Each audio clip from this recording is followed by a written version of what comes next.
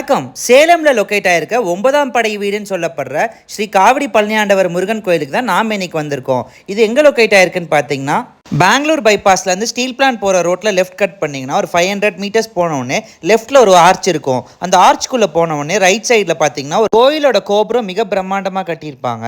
இந்த கோயிலோட கோபுரத்து பக்கத்திலே 135 அடியில் லக்ஷ்மி சிலை கட்டிட்டு வராங்க. இதுதான் உலகத்திலே மிகப்பெரிய லக்ஷ்மி சிலை. அதாவது 135 அடி உயரத்தில் தாமரைக்கு மேலே உட்காந்துருக்க மாதிரி இந்த சிலை கட்டப்பட்டு வருது. இந்த கோயிலோட மெயின் சன்னதியில் வடக்கு பார்த்த மாதிரி முருகனும் வள்ளி தெய்வானியும் உட்காந்துருக்கிறது கூடுதல் சிறப்பு.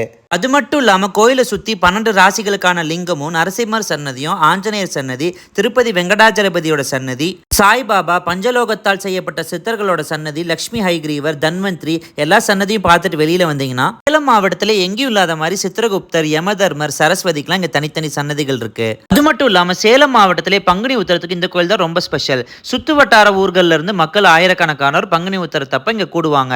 பங்குனி உத்தரத்தப்ப இந்த கோயில விடுற தங்க தேரை பார்க்கறதுக்கும் இந்த தேரை வடம் பிடிச்சி இழுக்கிறதுக்குமே மக்கள் இங்க வரதுண்டு. 108 லட்சுமி சிலை இந்த கோயில்ல ஒரே இடத்துல அமைஞ்சிருக்கிறது மட்டும் இல்லாம உலகத்திலே உயரமான லட்சுமி சிலை இந்த கோயில்ல கட்டப்பட்டு வருது தமிழ்நாட்டுக்கே பெருமை.